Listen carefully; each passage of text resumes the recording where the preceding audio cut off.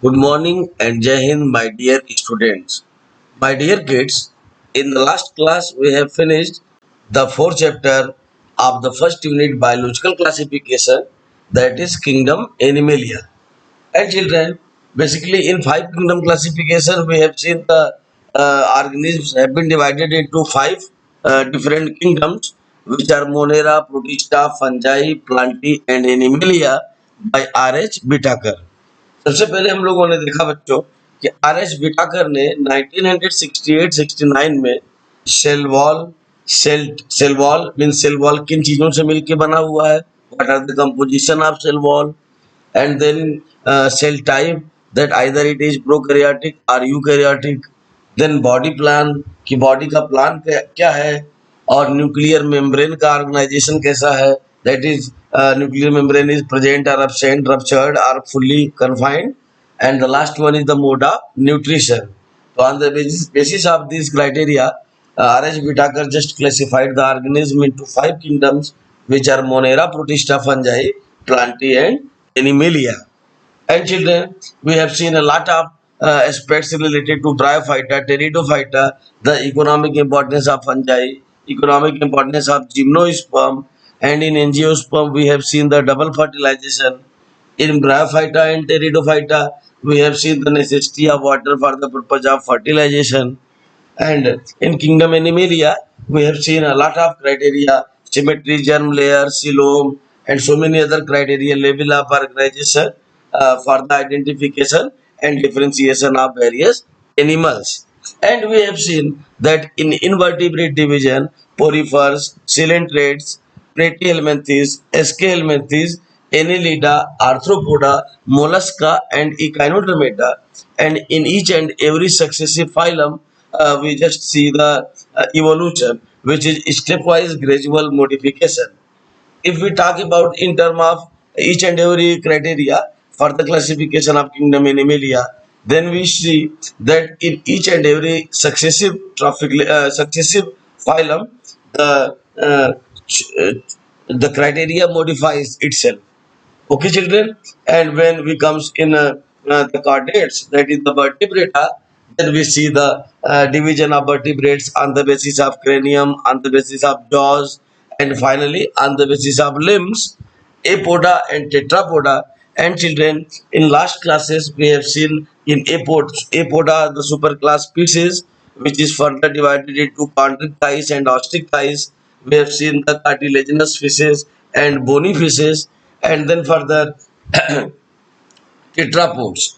And in tetrapods, we have seen the amphibians, reptiles, apes, and mammalians. So, in this way, children, we have seen the characteristic features of various phyla, as well as we have seen the evolution also.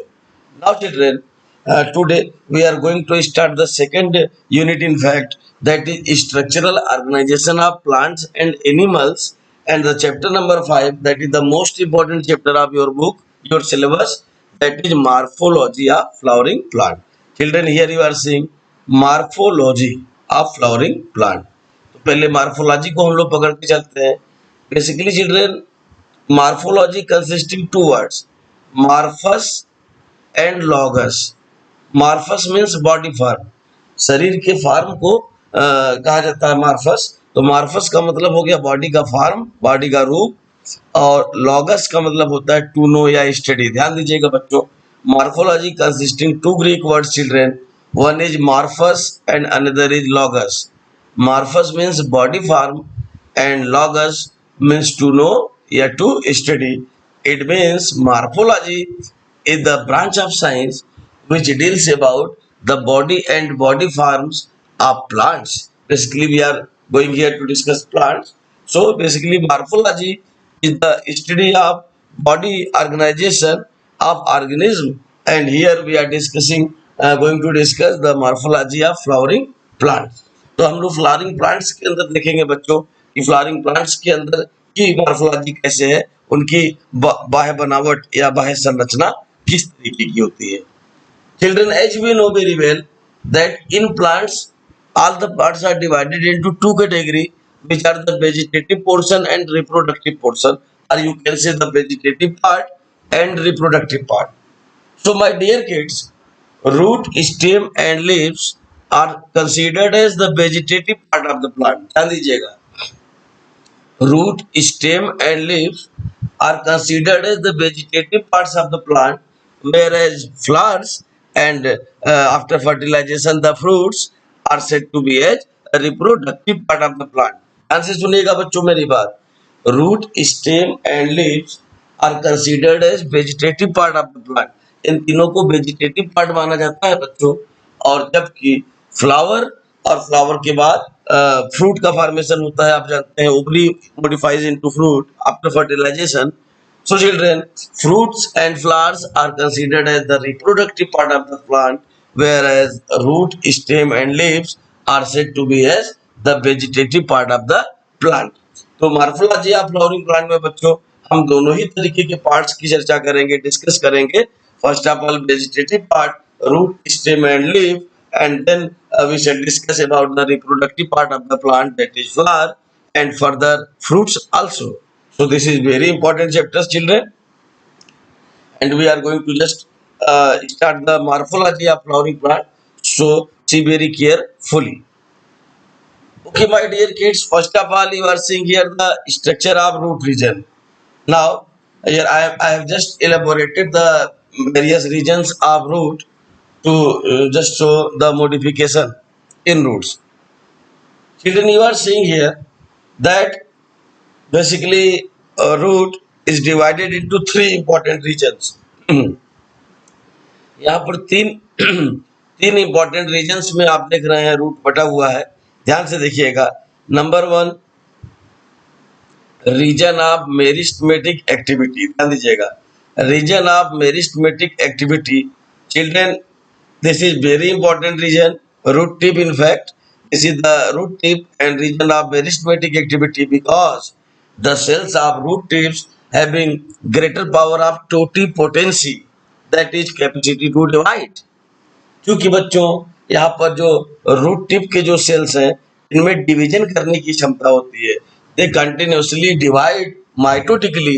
यहाँ पर लगातार mitosis division होता है, और जिसकी वजह से root geometric direction में टुवर्ड्स ग्रेविटेशन की दिशा में बढ़ता चला जाता है. तो that is basically the region of meristematic activity. और जब आप टिश्यू चैप्टर पढ़ते हैं तो आप देखते हैं कि प्लांट टिश्यू जो होते हैं मेरिस्टेमेटिक और permanent.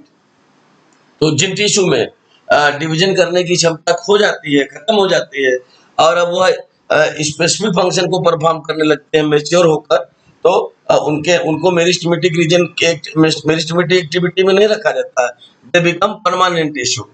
So we have already discussed that meristematic tissue are of three types: apical, lateral and intercalary, on the basis of their position only, but they all having capacity to divide, that is totipotency. And the meristematic tissue give rise to permanent tissue. और meristematic tissue से ही बच्चों permanent tissue बन जाते हैं: parenchyma, collenchyma and sclerenchyma. अब वह division नहीं करते हैं, बल्कि पैरेनकाइमा फूड मटेरियल को स्टोर करता है, एरेनकाइमा बनाता है, जबकि कोलेनकाइमा और स्क्लेरेनकाइमा मैकेनिकल सपोर्ट प्रोवाइड करते हैं. तो बच्चों a permanent tissue are originated from the meristematic tissue itself, but they don't have capacity to divide. Now you are seeing here that the first region is region of meristematic activity, and after becoming permanent, this elongates. These tissue are just elongating itself, not dividing, and said to be as region of elongation. क्योंकि लंबाई में बढ़ते हैं, आकार में बढ़ते हैं, that's why this region is said to be a region of elongation. और इसके बाद वाले जो टिश्यू है देखिए, यह स्पेसिफिक फंक्शन परफॉर्म कर रहे हैं मैच्योर बनकर. That's why they are said to be as region of maturation. So children, the region of typical root is divided into three regions, which are region of meristematic activity, region of elongation and region of maturation. Meristematic activity वाले region में आप जानते हैं यहाँ पर totipotent cell होंगे, they have the capacity to divide. Region of elongation में अब ये सेल डिवीजन नहीं कर रहे हैं, बल्कि इलांगेट करेंगे, रूट की लंबाई के लिए जिम्मेदार हैं. और जबकि ये third one region of maturation, ये सबसे पीछे की तरफ रीजन ऑफ मैच्योरेशन है. This tissue just mature to perform some specific function. As I have already told you. तो अगर हम रूट में देखेंगे तो वहां पर भी एपिडर्मिस, कॉर्टेक्स, एंडोडर्मिस, पेरिसाइकिल, अलग अलग रीजन्स होते हैं। These are the regions of maturation. My dear kids, here you are seeing one more important thing, that is the root hair. ध्यान दीजिएगा, root hairs. Please note it that root hairs are always unicellular. ध्यान दीजिएगा, root hairs are always unicellular. जबकि पहली बार आप जानते हैं bryophyta जब हम लोग पढ़ रहे थे तब पहली बार हम लोगों ने देखा root like, stem like, leaf like structures are present. So the root like structures of Bryophyta are so called as rhizoids. Bryophyta के रूट लाइक स्ट्रक्चर को बच्चों राइजोइड्स कहा जाता है. एंड राइजोइड्स में बी यूनिसेलुलर और multicellular, but please note here that root hairs are always unicellular. And root hairs are very important part of the root because they absorb the water and minerals from the soil, and such water is said to be as capillary water. और वो water जो root hairs absorb करते हैं soil के अंदर से, उस particular water को कैपिलरी वाटर कहा जाता है. एज यू नो कि वो वाटर कैपिलरी सिस्टम के थ्रू डिफ्यूजन के माध्यम से रूट हेयर्स के अंदर आगे की ओर बढ़ता चला जाता है. And you know very well that diffusion of water is so called as osmosis. और वाटर की डिफ्यूजन को बच्चों ऑस्मोसिस कहा जाता है, क्योंकि ऑस्मो मीन्स वाटर. तो ऑस्मोसिस कुछ और नहीं है, वो भी वाटर का ही डिफ्यूजन है, but diffusion of water through semi permeable membrane. Please note it, the diffusion of water is said to be as osmosis. It takes place through the semi permeable membrane. Basically it involves the movement of water molecules from the region of higher concentration to the region of lower concentration. As we know that the movement of substances from the region of higher concentration to the region of lower concentration is known as diffusion. And since here the diffusion of water takes place, that's why this special process is known as osmosis. और water जब cell के अंदर की तरफ आता है तो and osmosis. यहाँ पर एंड ऑस्मोसिस हो रहा है और रूट हेयर्स वाटर को मिनरल्स के साथ में, दैट इज सैप, को एब्जॉर्ब कर लेते हैं. And you know very well after absorption of the water and minerals through root hairs, these water and minerals reaches to the leaves through the xylem tissue, और फिर xylem tissue के through capillary system के through ascent of sap होता है.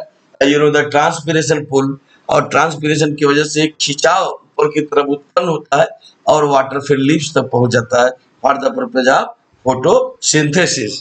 तो one additional thing you are seeing here, that is the root hair. And one more important thing you are seeing here, that is the root cap. Root cap just protect the region of meristematic activity. इसे protect कर रहा है, भूमि में जमीन से रगड़ वगैरह से बचा रहा है. That is the protective covering called as root cap. So you are seeing the typical root consisting three regions, which are the regions of region of meristematic activity, region of elongation, region of maturation, as well as root consisting unicellular numerous root hairs, and at the tip of the root it bears the root cap which protects the anterior portion of root. ये root को protect कर रहा होता है बच्चों. So we have seen the different regions of root, and now children see here the modification. यहाँ पर modification देख रहे हैं आप. दो एग्जाम्पल में मैं आपको मॉडिफिकेशन दिखा रहा हूँ. One is banyan tree and another is sugar cane. ध्यान से देखिएगा बच्चों. बेनियान ट्री, बरगद के पेड़ में आपने अक्सर ये शूट रीजन्स में अराइज्ड, शूट रीजन नीचे के रूट सिस्टम कहा जाता है जमीन के नीचे, और जमीन के ऊपर शूट सिस्टम. तो शूट सिस्टम के ऊपर से यहाँ पर देखिए ये डाउनवर्ड डायरेक्शन में जाता हुआ रूट्स अराइज्ड होता हुआ देख रहे हैं आप. इस बूढ़े बरगद को सहारा देता हुआ, these are said to be as prop root. इस रूट को क्या कहेंगे बच्चों? Prop root. As you know that the main function of root is to provide the fundament, to provide foundation, as well as to absorb water and minerals. Root का main काम बच्चों होता है फाउंडेशन प्रोवाइड करना, बुनियाद new provide करना, और जमीन के अंदर से सॉइल से जो है वाटर और मिनरल्स को एब्जॉर्ब करना. But here when roots are modified and perform some different function, such process is said to be as modification of root. And we are seeing here two modification in this diagram, which are the modification of root in banyan tree and in sugar cane. In banyan tree it is said to be as prop root children. ध्यान दीजिएगा, हर modification का अलग अलग term दिया गया है बच्चों।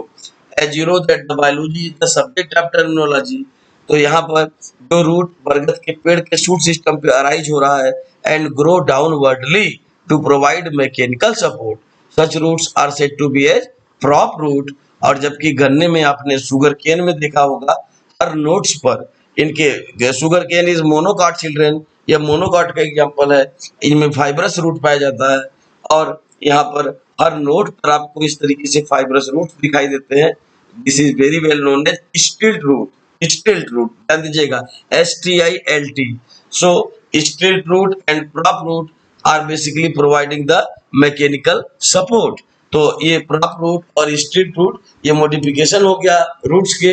कुछ और मॉडिफिकेशंस भी हम लोग देखेंगे बच्चों रूट के, like food storage issue, food storage root in fact. तो यहाँ पर देखिए टर्निप, कैरेट और sweet potato are the example of modification of root in food storage root. ये सब फूड स्टोरेज रूट है बच्चों।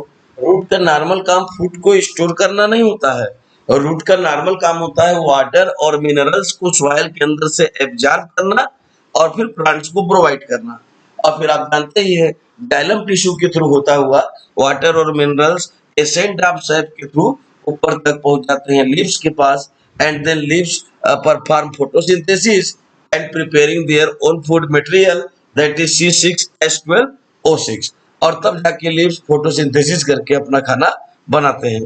तो कहीं न कहीं हम देख रहे हैं यहाँ पर रूट्स अपने मेन काम से हटकर अलग अलग काम परफॉर्म करते हुए, अभी पीछे हम लोगों ने यहाँ पर बेनियान ट्री में और शुगर केन के अंदर प्रॉप रूट, स्टिल्ट रूट के एग्जांपल दिया देखा, which providing the mechanical support.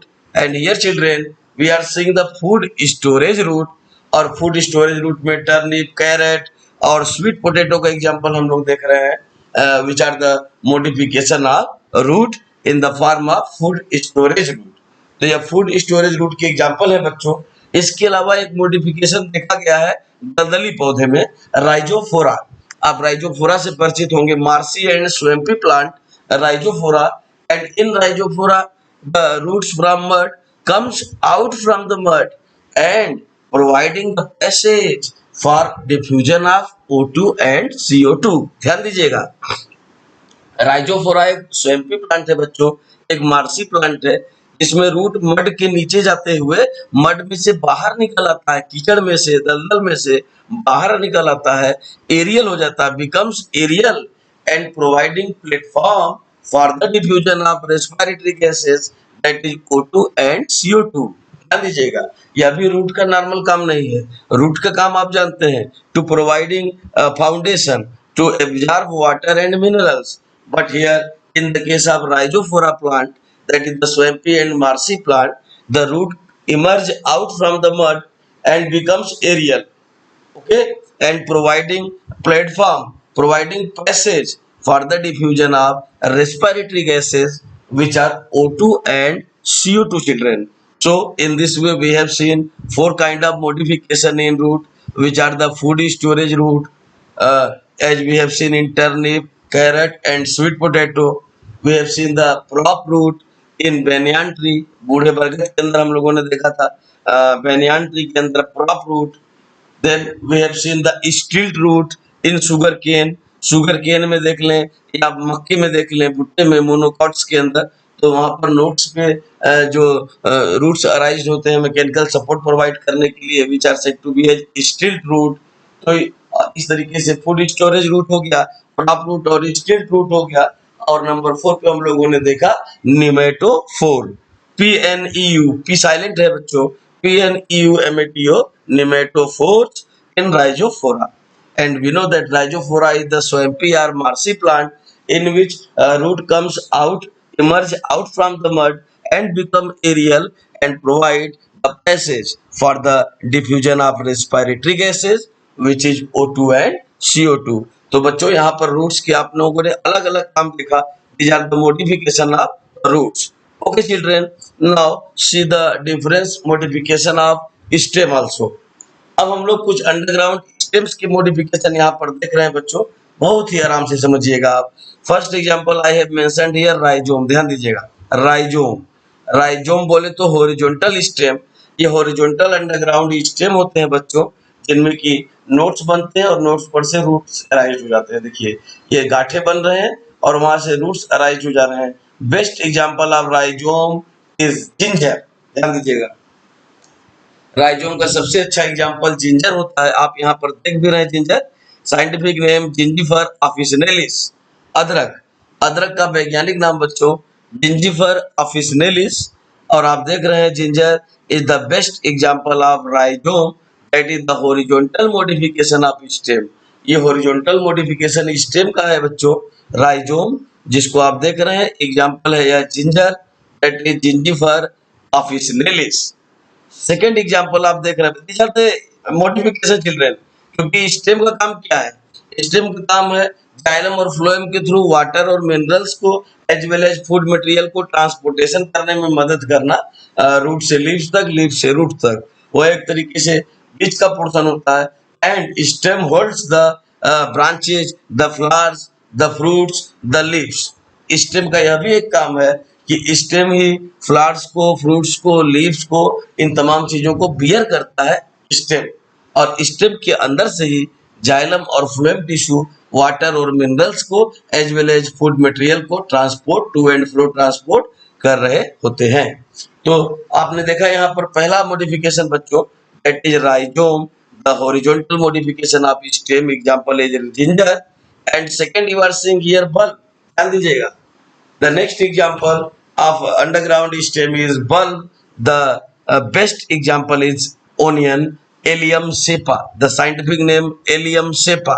Onion का scientific name बच्चों Allium cepa। आपने ध्यान दिया होगा कि मैं हर एक ऑर्गेनिज्म, चाहे प्लांट चाहे एनिमल, जब भी पढ़ाता हूँ उसका साइंटिफिक नेम या बायोलॉजिकल नेम जरूर बताता हूँ। तो आप हमेशा एक आदत अपने अंदर डाल लें कि साइंटिफिक नेम या बायोलॉजिकल नेम जैसे ही आपको पता चले आप तुरंत नोट कर लें और खाली समय में बार बार उसको रिकैप्चुलेट करते रहें, ताकि धीरे धीरे आपकी जुबान पर यह नाम चढ़ने लगेंगे। Because these are not the ordinary English words, these are the Greek and Latin language children, so it will take some time to learn to memorise these words, okay, in your memory. तो कुछ time लगेगा, इसीलिए इसको practice की जरूरत होती है। That's why I deliberately just recite the scientific or biological name of each and every plants and animals, so that you can write and learn the biological name or scientific names. So ginger, Gingifer officinalis में आपने देखा यहाँ पर rhizome, that is the example of horizontal stem. And second one you are seeing here the bulb. Bulb example is onion, scientific name Allium cepa। तो onion Liliaceae family का member होता है बच्चों, लिलिएसी फैमिली का member. और इसमें आप देखेंगे स्पेशल फीचर्स होते हैं, पेटल्स और सेपल्स नहीं होते हैं, बल्कि पेटल्स और सेपल्स यानी कैलिक्स और करोला आपस में फ्यूज करके टेपल्स बनाते हैं। टेपल्स एक स्पेशल फीचर देखेंगे इस फैमिली में बच्चों कि calyx and corolla means sepals and petals are fuse together and they are said to be as tepals, और उनको टेपल्स कहा जाता है बच्चों। तो एक स्पेशल फिनोमेना देखेंगे आप आगे यहाँ मॉर्फोलॉजी में। But first of all we are seeing here the modification of stem, so the next example is the bulb of modification of stem. And third one you are seeing here the most common example of modification of stem, that is tuber, and example is solanum tuberosum, that is potato. Potato का scientific name बच्चों solanum tuberosum. तो solanum tuberosum potato is the best example of the modification of stem that is said to be as tuber। आलू की आंख, आलू में आंख होते हैं बच्चों, बेसिकली वो ट्यूबर्स वहां से निकल के आते हैं और फिर वो पेड़ निकल के बाहर चला आता है। और स्टेम, स्टेम ही मॉडिफाई होकर पोटैटो बनाता है ट्यूबर्स के फॉर्म में, that is solanum tuberosum. Scientific name इसका है सोलेनम ट्यूबरूसम। इसके अलावा भी बच्चों जैसे आप ये स्टेम का मॉडिफिकेशन देख रहे हैं, is there are so many modifications have been reported in stem such as stolon or runners। example दूब grass, scientific name cynodon dactylan। आपने पूजा पाठ में दूब ग्रास देखा होगा, तो दूब ग्रास जो होता है बच्चों गणेश जी को चढ़ाया जाता है। दूब grass basically cynodon dactylan is the example of stolon, runners और क्रीपर्स इनफैक्ट, और रनर्स या क्रीपर्स के रूप में मॉडिफाई स्टेम मॉडिफाई करके बनाता है। Some more example we have seen in the form of tendrils also. तो टेंड्रिल्स के रूप में कुकुरबिटेसी फैमिली में एक फैमिली है बच्चों, कुकुरबिटेसी। इसके मेंबर्स सीधे इरेक्ट नहीं होते हैं, बल्कि वो क्लाइंबिंग नेचर के होते हैं। जैसा आपने बॉटल गार्ड में देखा, लौकी में देखा है, आप पंपकिन में देखा है आपने, पंपकिन में। तो दीज आर द एग्जांपल, सेम में देखा है। तो these are the examples of family cucurbitaceae which are climbers in nature in fact, and they just produce tendrils inside their stem to hold up the things, and then the plant elongates itself. तो tendrils के through लौकी, कोहड़ा, करेला, नेनुआ, चिचड़ा, ये जितने भी इस तरीके के कुकुरबिटेसी फैमिली के मेंबर्स हैं, इनमें आप देखते हैं कि यह छतों के ऊपर, झोपड़ियों के ऊपर या टीन शेड के ऊपर फैलते चले जाते हैं, क्योंकि ये डेवलप करते हैं टेंड्रिल्स को, और टेंड्रिल्स के थ्रू ये अगल बगल की कोई खुटी या कोई कील पकड़ लेते हैं, और फिर पूरा का पूरा प्लांट आगे की तरफ बढ़ने लगता है। तो these are the example of modification of stem so called as tendrils. इसको टेंड्रिल्स कहा जाता है बच्चों। और टेंड्रिल्स जो होते हैं वह लीफ से भी मॉडिफाई होते हैं, ध्यान दीजिएगा। अगर हम पी की बात करें, P, sweet pea, garden pea, that is the family Fabaceae. तो फैमिली फैबेसी के अंदर बच्चों वहां पर जो टेंड्रिल बनता है फैबेसी फैमिली में, वह लीव्स का मॉडिफिकेशन होता है, please note it. But cucurbitaceae family में जो टेंड्रिल बनता है that is the modification of stem. So we should keep this thing in our mind that the tendrils of family Fabaceae is the modification of leaves. In fact, example is the pea, the tendrils in the pea plant, but tendrils in the pumpkin plant, tendrils in the bottle gourd, tendrils in the bitter gourd. These are the example of the modification of stem. In fact, और ये tendrils जो होते हैं एक प्रकार से mechanical support provide कर रहे होते हैं, और जिसके और जब वो किसी कील या किसी खूंटी से लपेट लेते हैं, तो फिर पूरा का पूरा आप देखते हैं लौकी, कोड़ा ये आगे की तरफ बढ़ने लगता है। तो these are the examples modifications. In fact some more modification we have already discussed, like tubers, potato, solanum tuberosum, bulb, onion, allium cepa, and then runners are creepers, that is doob grass, cynodon dactylan, rhizome, that is horizontal stem. Example is ginger, scientific name gingifer officinalis. So my dear kids, these are the different modification of underground stem. Now see the modification in leaves. Children, in comparison to roots and stems, in leaves very few modification have been reported. ध्यान दीजिएगा, roots और stem के तुलना में leaves के अंदर modification बहुत ही कम report किए गए हैं बच्चों। एक तो मॉडिफिकेशन आपने देखा होगा कैक्टस प्लांट में, कैक्टाई, कैक्टस प्लांट नागफनी का पौधा, साइंटिफिक नेम ओपनशिया। कैक्टस का साइंटिफिक नेम ओपनशिया होता है बच्चों। तो ओपनशिया में आपने देखा है कि leaves are modified into spines and spicules because they are xerophytic in nature. चूंकि कैक्टस का प्लांट बच्चों जीरोफिटिक नेचर का होता है, इसीलिए वहां पर जो लीव्स है वह मॉडिफाइड करके स्पाइन्स और स्पिक्यूल्स बना लेते हैं, कांटे और छोटे छोटे कंटिकाओं जैसे स्ट्रक्चर बना लेते हैं to check the loss of water because the nature of cacti plant is xerophytic. चूंकि कैक्टाई प्लांट का नेचर बच्चों जीरोफिटिक होता है, they grow in such area where already water is scarcity occur. That's why to check the excess loss of water, the leaves are modified into spines and spicules, because you know very well on the lower surface of leaves, that is the abaxial surface, several tiny pores are located said to be as stomata, and through stomata the excess amount of water is evaporated in the form of water vapor. And to check this loss of water in cacti plant, leaves are modified into spines or spicules. In bubule also, bubule scientific name acacia, बबूल के पेड़ में भी बच्चों, because बबूल is also xerophytic in nature, तो वहां पर भी बबूल के पेड़ में साइंटिफिक नेम एकेसिया, वहां पर भी आप देखेंगे कि लीव्स आटे में बदलने लगते हैं स्टेम्स के ऊपर। और दो एग्जांपल यहाँ मैं मेंशन किया हूँ, आप ध्यान देख रहे हैं, ये दोनों सबसे प्रोमिनेंट एग्जांपल है मॉडिफिकेशन ऑफ लीव्स के बच्चों। Number 1 is bryophyllum and number 2 is begonia. ध्यान दीजिएगा, ब्रायोफिलम और बिगोनिया ये दो ऐसे एंजियोस्पर्मिक प्लांट्स है बच्चों, जिनमें लीव्स जो है वह रिप्रोडक्टिव स्ट्रक्चर बनाता है वेजिटेटिव प्रोपिग्यूल्स के तरीके से बेसिकली। तो यहाँ पर वेजिटेटिव स्ट्रक्चर बनाता है। लीव्स चूंकि वेजिटेटिव पार्ट है, आप जानते हैं रूट, स्टेम और leaves are the vegetative part of the plant.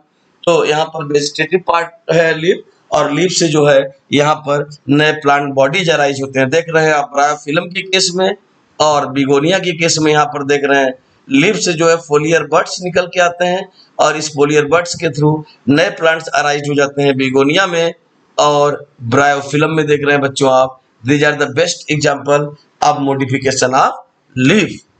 Now children, you are seeing a typical leaf. एक टिपिकल लीफ को यहाँ मैं विजुअलाइज कर रहा हूँ, बहुत ही आराम से देखिएगा। एक टिपिकल लीफ का जो ये पूरा पर्ण फलक होता है, या जो लीफ का पूरा फलक होता है बच्चों, surface, that is well known as lamina. इस पूरे सरफेस को बोलते हैं लीफ ब्लेड या लेमिना। देख भी रहे हैं आप, लीफ ब्लेड या लेमिना। और इसके बिल्कुल बीचों बीच मिडरिब होता है, जो कि मेन वेन का काम कर रहा है। ये मेन वेन है और इसको मिडरिब कहा जाता है, जबकि इससे वेन्स और वेनलेट्स लगे होते हैं। देखिए, वेन्स एंड वेनलेट्स लगे हुए हैं, बीच वाले को मिडरिब कहा जाता है, जो कि मेन वेन है। और ये जो देखिए लीव्स का डंठल है, ये लीफ का बेस, जिससे यह अटैच्ड है रैकिस से। इस रैकिस से स्टेम के ब्रांच से या रैकिस से अटैच्ड है लीफ एक यहाँ पर बेस से, and this is said to be as petiole. इस डंठल को कहा जाता है petiole, which is made up of collenchymatous tissue children. Please note it that petiole is made up of collenchymatous tissue providing little bit mechanical support. यही कारण है कि अगर हम लोगों यहाँ से देखिएगा ध्यान से, अगर हम यहाँ से इस पेटियोल को तोड़ दे तो लीफ इस तरह तना नहीं रहेगा, बल्कि ये पेड़ पर से नीचे गिर जाएगा। इससे ये पता चलता है कि पेटियोल जो है यह कोलेनकाइमेटस टिश्यू का बना हुआ है and providing mechanical support also. And this surface is said to be as lamina or leaf blade, in which veins and venlets are arranged, and the midrib is said to be as main vein. So children, this one is the morphology of leaf. In fact, you are seeing, and now see different kind of leaves. In fact, so first of all, here I am just visualizing here the leaf structure. This one is petiole. और आप देख रहे हैं petiole के पास से बच्चों एक reduced leaf भी दिखाई दे रहा है। This reduced leaf is said to be as stipule. ध्यान दीजिएगा, this reduced leaf just at the base of petiole is said to be as stipule. और मॉर्फोलॉजी में इसका बड़ा महत्व है। अगर स्टिप्यूल है तो स्टिपुलेटेड प्लांट को बोलेंगे स्टिपुलेटेड, और अगर स्टिप्यूल नहीं है तो प्लांट को बोलेंगे एक्स स्टिपुलेटेड। जैसा कि आपने पीछे देखा था, देखिए बच्चों, इस डायग्राम में आपको स्टिप्यूल दिखाई नहीं दे रहा है, that's why it is said to be as exstipulated. और यहाँ पर देखिए स्टिपुलेट दिखाई दे रहा है, तो इसको बोलेंगे स्टिपुलेटेड। और यहाँ देखिए बच्चों, ये मैं वेनेशन को दर्शा रहा हूँ। ये venation, the arrangement of veins and veinlets in the lamina is known as venation. Lamina या लीफ सरफेस जो है, लीफ ब्लेड जो है, वहां पर वेन्स और वेनलेट्स के अरेंजमेंट को वेनेशन कहा जाता है। And venation is of two type, which is reticulate venation and parallel venation. Reticulate venation is usually found in dicots, whereas parallel venation is usually found in monocots. ये parallel venation monocots में पाया जाता है बच्चों। Example banana, example sugar cane, इसमें जो है आपको पैरेलल वेनेशन दिखाई देगा। और जबकि डाइकॉट्स में आपको रेटिकुलेट वेनेशन दिखाई देंगे, जिसमें वेन्स मिडरिप के दोनों तरफ अरेंज रहेंगे, और जबकि यहाँ पर बीच में मिडरिप है और बाकी वेन्स इसके पैरेलली अरेंज्ड रहेंगे।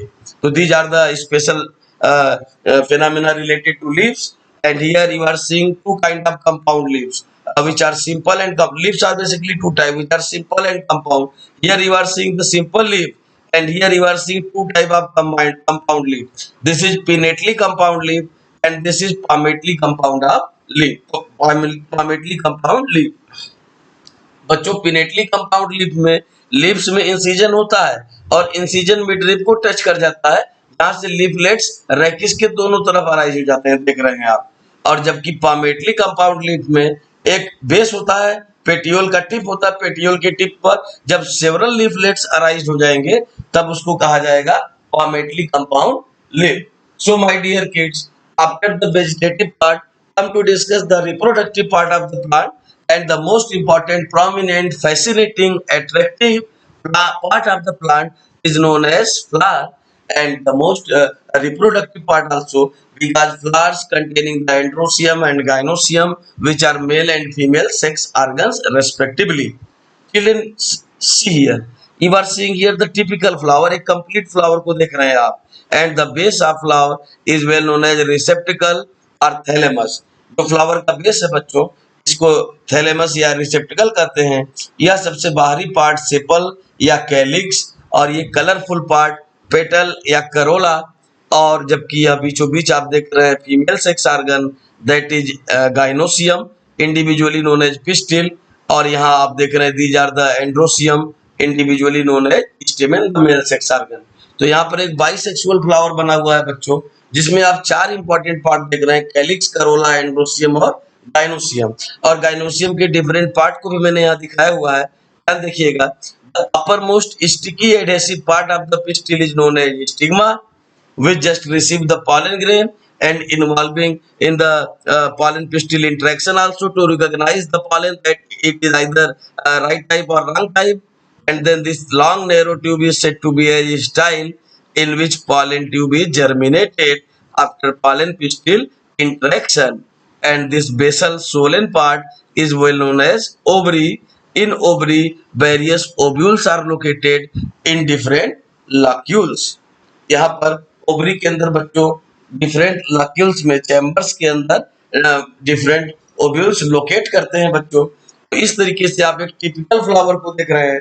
यह एक टिपिकल फ्लावर का स्ट्रक्चर है, जिसमें बेसिकली चार इंपॉर्टेंट पार्ट हैं। सबसे बाहरी पार्ट सेपल या कैलिक्स, कलरफुल पार्ट पेटल या Corolla, female sex organ gynoecium जो इंडिविजुअली पिस्टिल कहलाता है, और मेल सेक्स ऑर्गन एंड्रोसियम जो कि इंडिविजुअली स्टेमेन कहलाता है। यहाँ बच्चों मैंने स्टेमेन और पिस्टिल के डिफरेंट पार्ट्स को भी लोकेट किया है, बहुत आराम से समझिए आप। स्टेमेन के पार्ट्स में देखें अगर, तो stamen contains a long filament, ये लंबी डंडी, a long filament and this bilobed anther. यहाँ पर एंथर रहेगा। Anther basically microsporangia in which microspore mother cell undergoes meiotic cell division to produce haploid male gamete that is pollen grain. Anther के अंदर यहाँ पर बच्चों माइक्रोस्पोरोजिनेसिस होता है, जिसमें microspore mother cell meiosis division करता है और पॉलन ग्रेन बनाता है, that is the male gamete. इसीलिए यहाँ पर स्टेमेंस को हम लोग मेल सेक्स ऑर्गन कंसीडर कर रहे हैं। जबकि ये जो पिस्टिल देख रहे हैं, gynoecium individually said to be as pistil consisting stigma, style and ovary, and inside ovary in various locules ovules are located, और ovules को बोलते हैं बच्चों megasporangium, because inside ovule megaspore mother cell undergoes meiotic cell division to produce haploid egg cell that is female gamete. So children, in this way we have started in today's class the morphology of flowering plants, and we have seen that the branch of science which deals about the external structures and body form is well known as morphology. And we have seen that in plants the parts, the organs are divided into two parts in fact, which are vegetative and reproductive. Root, stem and leaves are said to be as vegetative part, whereas flowers and fruits are said to be as a reproductive part. And we have also seen the modification in root, in stem and in leaves, and then we have discussed about the different kind of leaves as well as venation, and then started children the flower, that is the reproductive part. Children, in the next class we shall discuss different aspects related to taxonomy and morphology, such as the arrangement of flowers, arrangement of ovary, arrangement of placenta, arrangement of male and female sex organs, arrangement of calyx and corolla with respect to each other. So we have to discuss different kind of arrangement in tomorrow's class. Now thank you very much, my dear kids.